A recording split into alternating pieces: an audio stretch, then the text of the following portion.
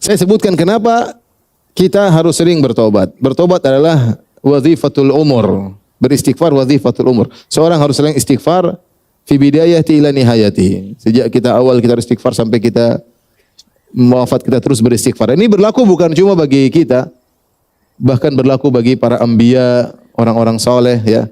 Mereka senantiasa beristighfar. Mereka senantiasa beristighfar. Di antara tiga hal yang menuntut kita untuk sering beristighfar, tadi Allah sudah sebutkan. Pertama, manusia itu zalim, senantiasa berbuat kesalahan, berbuat zalim.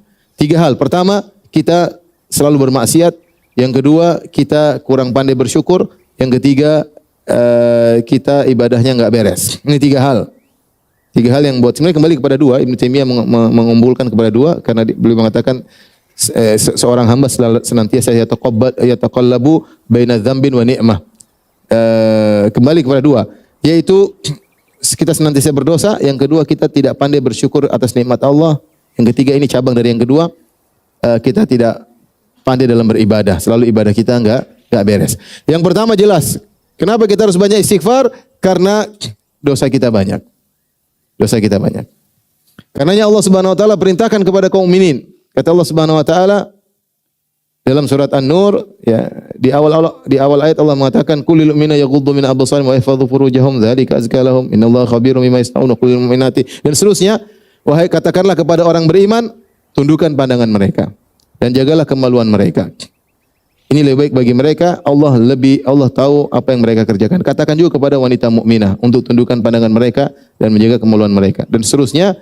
Ya, kata Allah Subhanahu wa taala di akhir ayat, wa tubu ilallahi jami'an ayyuhal mu'minun, dan bertobatlah kalian seluruhnya wahai orang-orang beriman, la'allakum tuflihun, agar kalian beruntung. Ayat ini ayat madaniyah, turun kepada para sahabat setelah mereka berjihad, setelah mereka berhijrah, meninggalkan negeri mereka, meninggalkan harta mereka, meninggalkan kampung yang mereka cintai, dari yang kaya menjadi miskin, kemudian hidup susah di kota Madinah.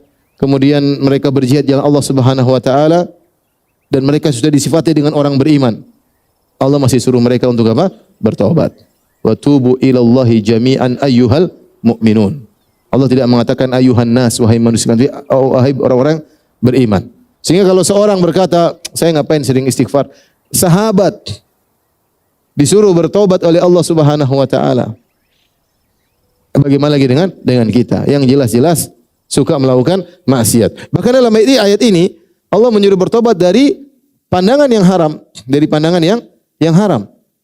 Dan siapa di antara kita yang tidak melihat yang haram? Setiap hari kita lihat yang haram. Bahkan Nabi SAW mengatakan, kata li bini Adam hadzahu minaz zina, ya, mudrikun lahu la mahalah. Allah mencatat setiap anak Adam pasti berzina, tidak mungkin dia terhindar. Yaitu sarana-sarana zina pasti dia melakukannya. Ya. Al-ainani tasniyan, dua mata berzina, wa zinahuma nazar, dan zinanya adalah memandang. Siapa tidak melihat aurat wanita yang terbuka? Nonton berita aja, pembawa acaranya pasti cantik ya. Pasti terbuka rambutnya. Kalaupun dia pakai jilbab, jilbabnya seksi ya. Iyalah. Apalagi nonton yang lain, nonton berita aja seperti itu ya. Jadi enggak mungkin kita enggak melihat. Jalan di Jakarta pasti ngelihat yang tidak-tidak ya. Kecuali jalan sambil tutup mata ya. Artinya itu saya tidak bisa. Belum lagi wal udhunani tasniyan wa zinahumal istima'. Dua telinga berzina, nonton lagi makan lagi dengar musik lagi, musik-musik yang mengantarkan kepada perzinahan. Ya. Dan musik-musik adalah baridu zina, mengantarkan kepada zina ya. Tanya kepada para musik-musik yang sudah taubat, bagaimana temannya musik di antaranya apa? Zina ya. Kenapa? Karena saya sudah pernah sampaikan bahwasanya syahwat dibuat manja dengan musik tersebut. Manja, ketika dia manja dengan musik, dia mudah manja pada yang lainnya. Makanya kata siapa namanya Ibnu Mas'ud, al-ghina yumbitun nifaq, bahwasanya nyanyian itu menumbuhkan kemunafikan. Bukan apa-apa, tapi syahwat, jiwa terbiasa dimanja dengan maksiat sehingga dia akhirnya melebar kemana-mana. Di antaranya mudah untuk minum khamar, mudah untuk berzina, mudah untuk macam-macam karena sering dimanja dengan musik tersebut. Intinya kita tidak akan terhindar dari yang namanya zina ya. Kemudian makanya kita harus bertobat. Belum dosa-dosa yang lainnya ya. Belum dosa-dosa yang lainnya. Kalau Allah merintahkan bertobat dari dosa memandang, apalagi dosa-dosa yang lainnya. Jadi intinya membuat kita harus untuk istighfar karena kita selalu berdosa, selalu berdosa.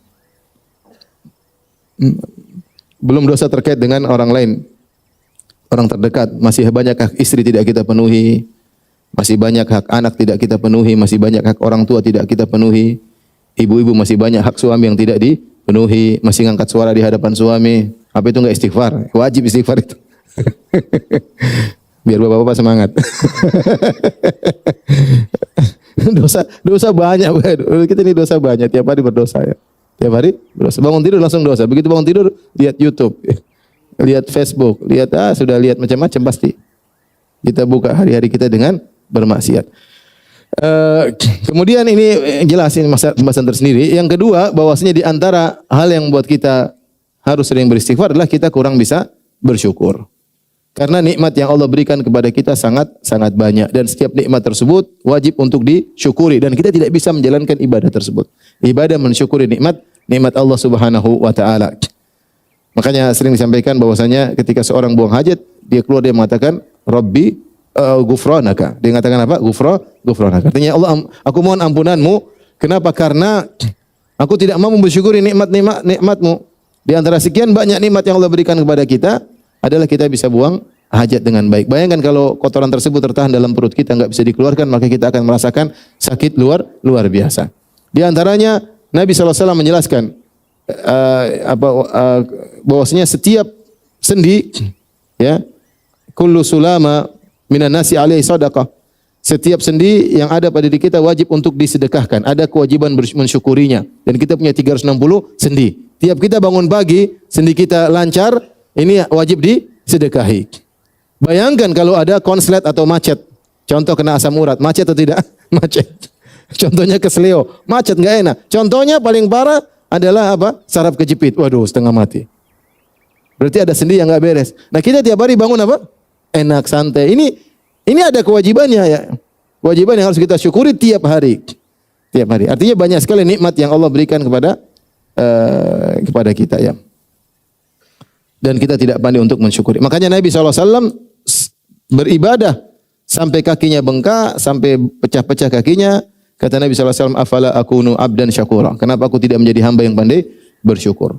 Allah berkata kepada Nabi Sulaiman, i'malu ala Dawud syukran wa qalilun min ibadiyah syakur. Beramal solehlah engkau wahai keluarga Daud, Sulaiman alaihissalam, dan sedikit dari hambaku yang pandai bersyukur. Ya.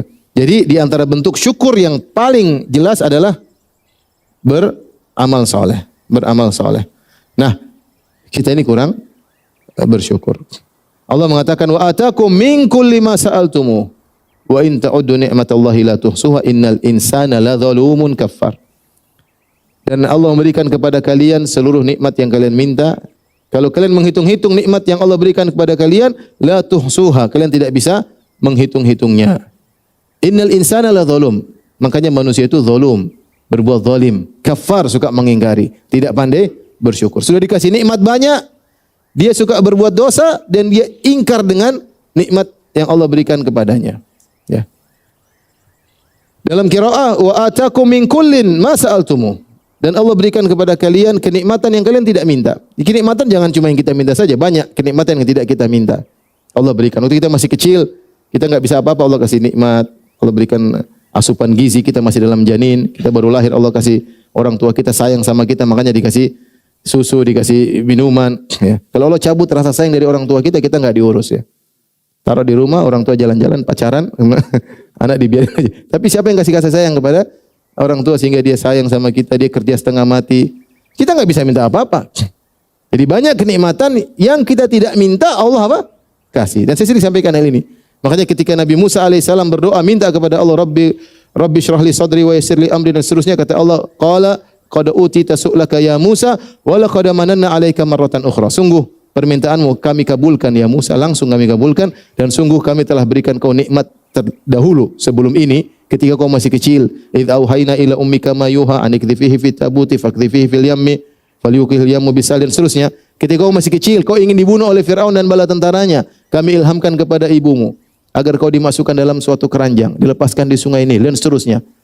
Nabi Musa bisa berdoa enggak ketika masih kecil? tapi Allah tahu kebutuhannya agar dia selamat.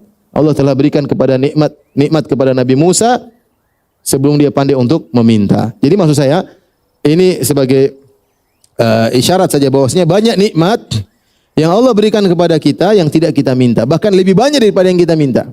Kita minta tidak banyak, yang Allah kasih tanpa kita minta lebih banyak. Dan itu semua wajib untuk disyukuri.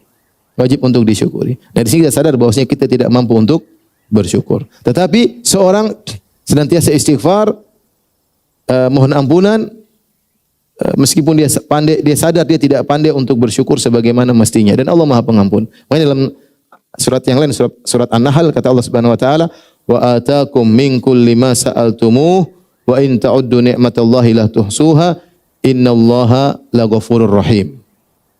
Dalam ayat yang lain kata Allah, dan Allah memberikan kepada kalian apa yang kalian minta. Kalau kalian hitung nikmat Allah, kalian tidak bisa menghitungnya, tapi Allah Maha Pengampun dan Maha Penyayang. Artinya yang penting antum berusaha beramal soleh, meskipun amal soleh antum tidak bisa menjadikan syukur ke atas nikmat Allah, tapi Allah Maha Pengampun. Yang penting kita berusaha. Yang ketiga yang membuat kita hendaknya istighfar, karena ibadah yang kita lakukan enggak beres. Makanya Nabi SAW mensyariatkan setiap ibadah yang besar untuk beristighfar. Contoh salat. Ketika habis salat apa yang kita baca? Astagfirullah. Kenapa? Karena salat kita tidak sesuai dengan yang seharusnya. Tidak sesuai dengan keagungan Allah Subhanahu wa taala. Nabi saja beristighfar, apalagi kita. Nabi mengatakan, "La uhsi tsana'an 'alaik, anta kama athnaita 'ala nafsik." Aku tidak mampu memujimu Allah sebagaimana yang seharusnya. Yang bisa muji dirimu sendiri hanyalah Engkau ya Allah. Karena Allah terlalu agung. Nabi ibadahnya, khusyuknya luar biasa. Yang Nabi SAW menyatakan, "Ju'ilat qurratu aini fis salat." Sungguhnya dijadikan kesejukan hatiku dalam salat. Kesenanganku pada salat. Nabi yang berkata kepada Bilal, "Ya Bilal, arhina bis salat." Wahai Bilal, istirahatkan Nabi dengan salat. Nabi SAW kalau salat nyaman. Ya. Sampai salat berjam-jam, sampai kaki beliau bengkak, ya. Itu pun masih beristighfar habis apa? Salat.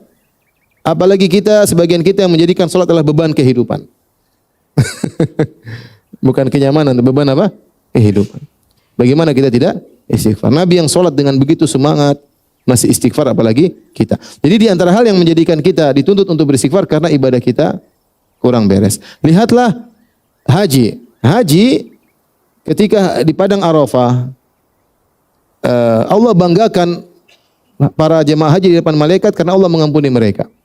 Kata Allah Subhanahu wa taala kepada para malaikat, "Unzuru ya malaikati ila ibadi ja'uni syu'than gobran ushidukum bi anni qad ghafartu lahum."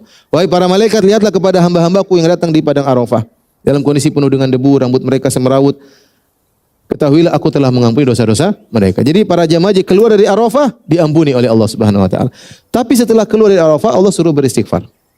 Kata Allah, "Tsumma afidhu min haitsu afadhan nas wastaghfirullah."